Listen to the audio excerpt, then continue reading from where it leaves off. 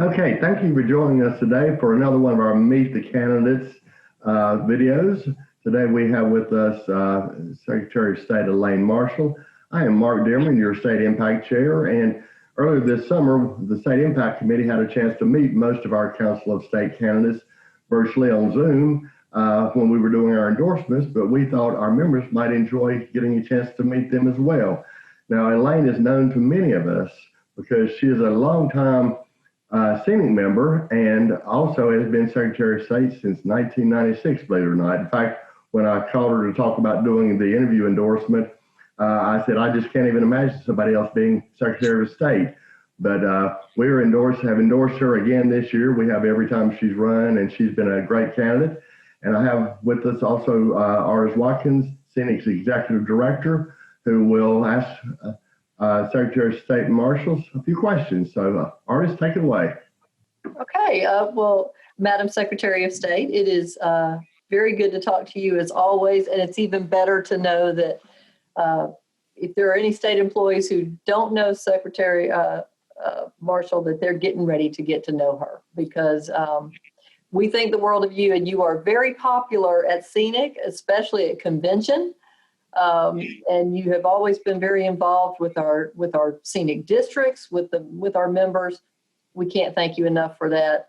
But I am glad other people are going to get to know you. Oh, I want to thank you and Mark and the organization for doing this. I'm in a deficit of people. You know, I love people. I love getting to the meetings and coming to the state convention, and none of that has been possible. I love campaigning through courthouses and office buildings and rallies and stuff, and none of that is possible.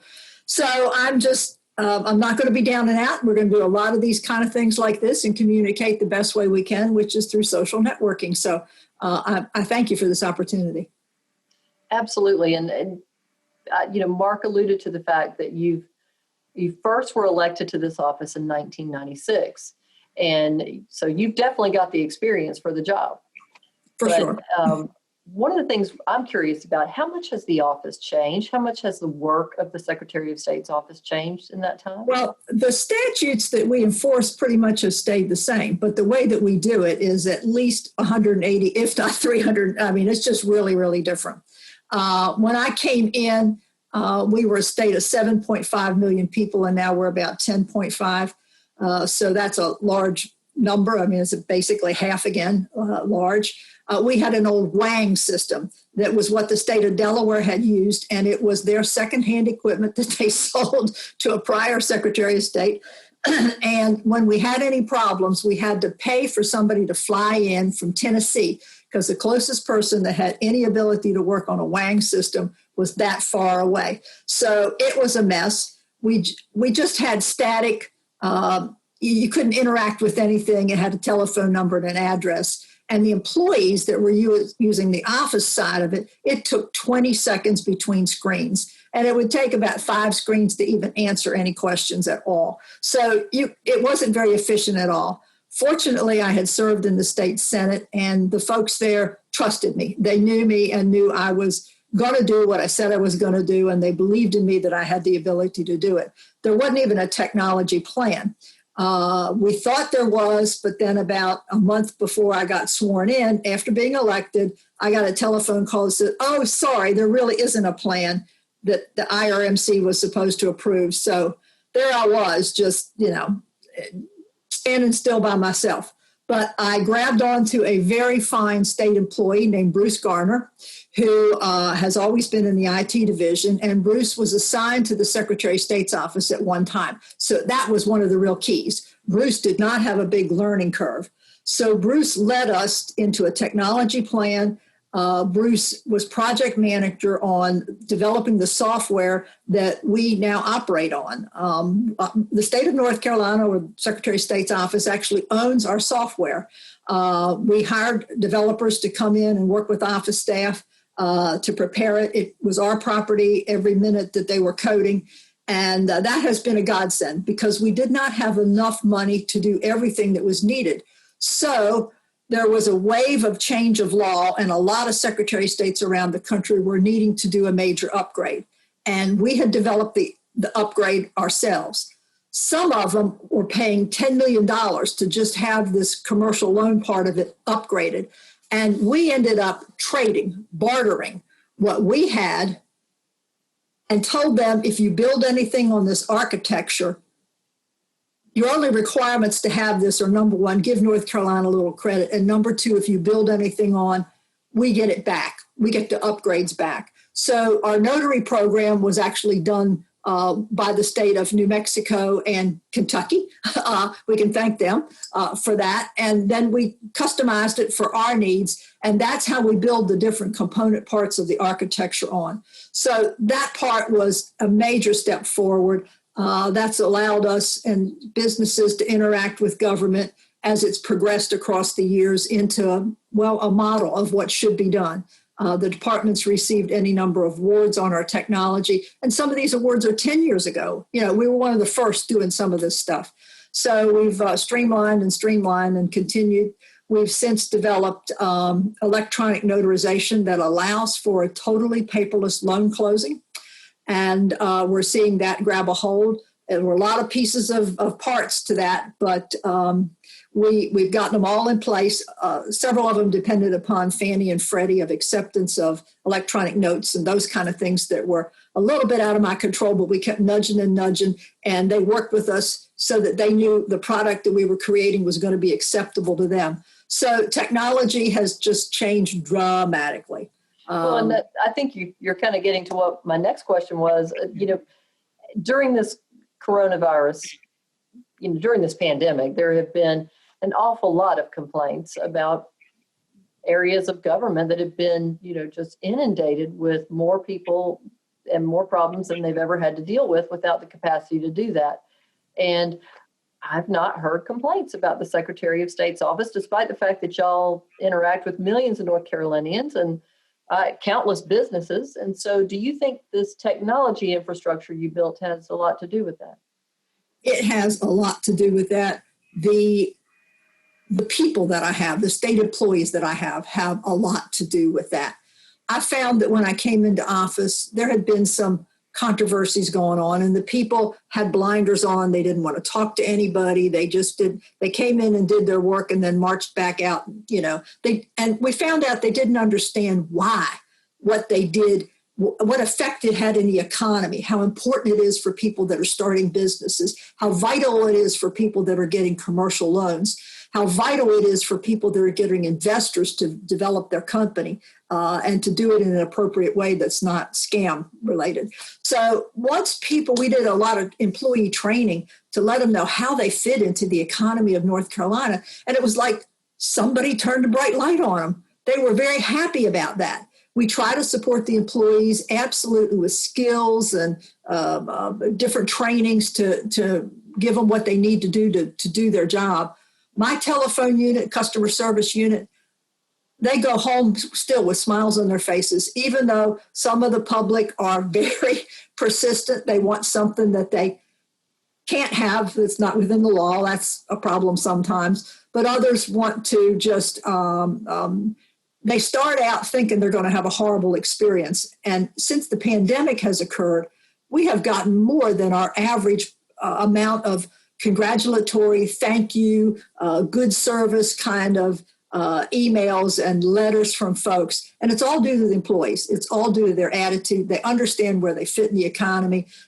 We train them well on the law so that when they're talking to a person or emailing to a person, they're telling them exactly what to do. A lot of the problems come up because folks don't fill out the forms correctly. And so there are some things that we can correct over the telephone. There are other things that we have to send back by law, and so that delays formation. But the quality of employees, and particularly with the pandemic, what happened a lot in late March and early April when the PPP money came out, the folks would get their paperwork to the bank. And almost after they hung up the phone or got off the computer, the bank was communicating back and say, I'm sorry, we can't process your loan package because you're not compliant with what has to be for the state of North Carolina.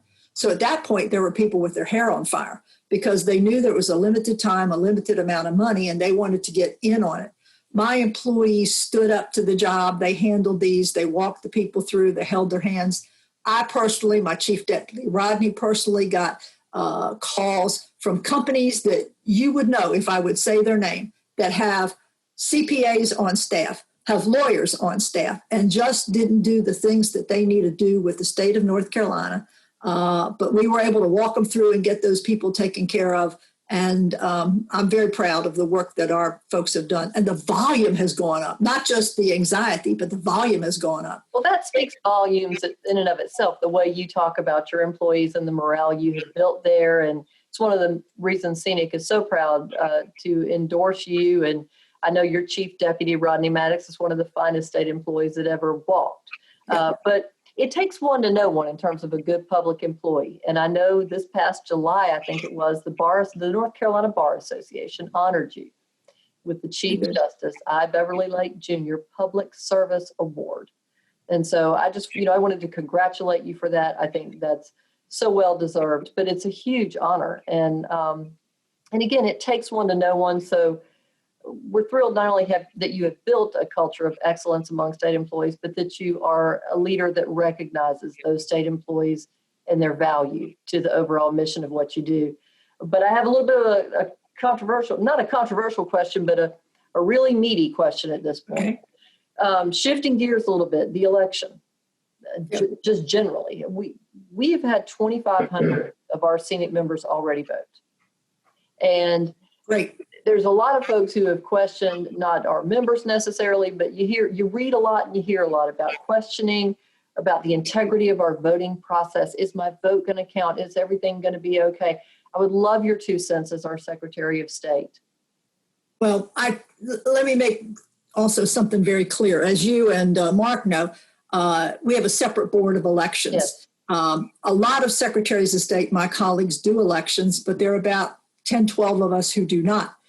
That means, though, that the public, when they get all riled up with something they see on TV, or they've gotten something on email or Facebook, call your Secretary of State, tell them this, that, and the other. I get all of those. And again, my staff handles them with grace, and we send them where they need to be, but people are just, their hair's on fire. And so, elections are very difficult to manage. But I have been a student of elections for a long time.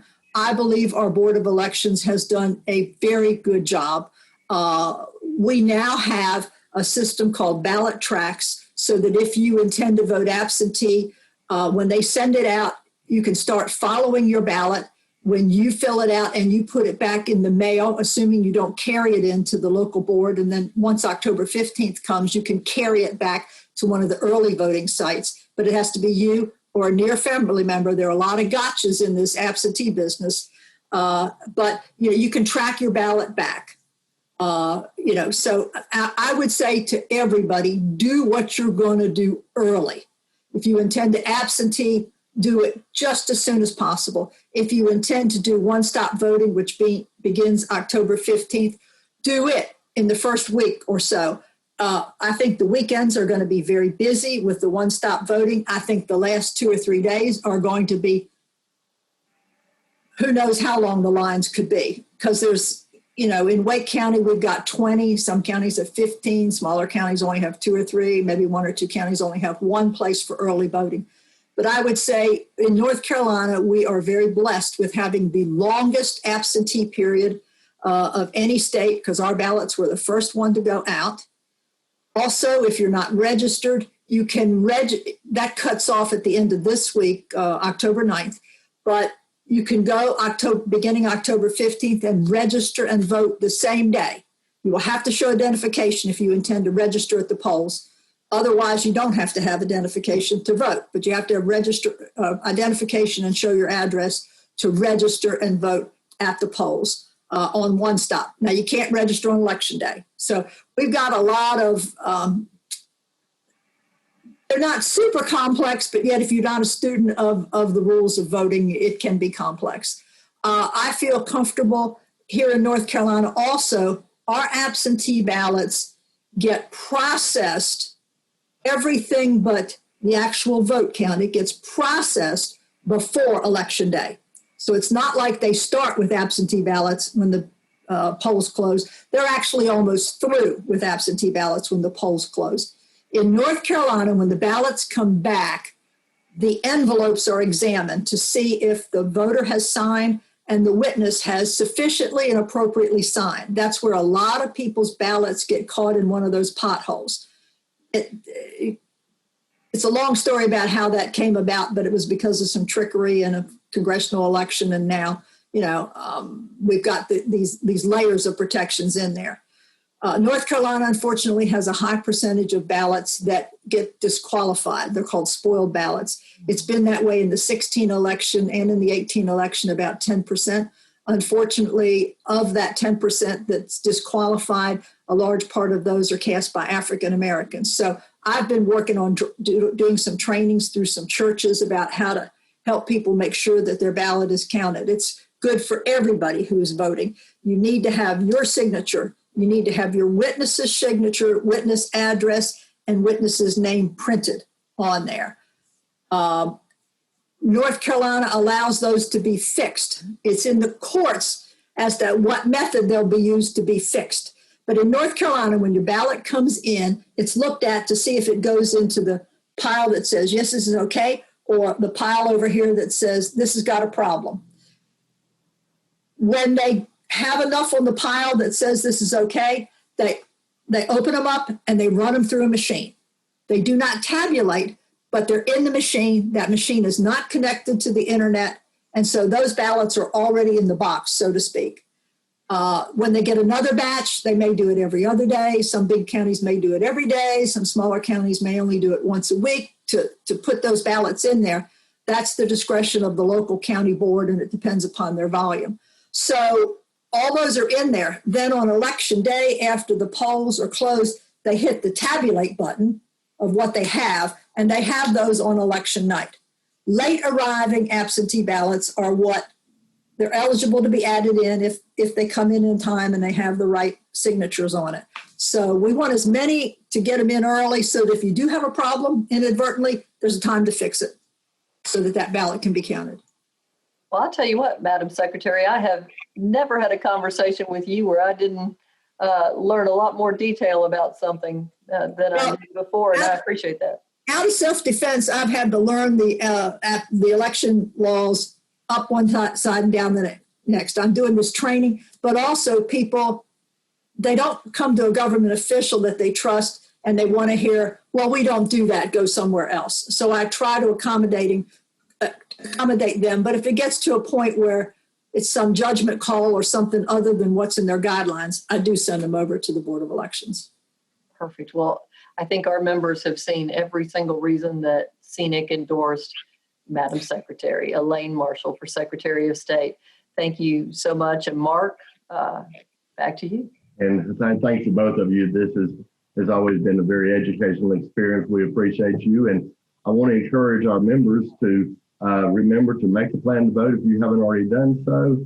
In 2018, 90% of our members were registered to vote, and 83% of them voted, which is 30% above the state turnout in 2018. And we want it to be even higher this year.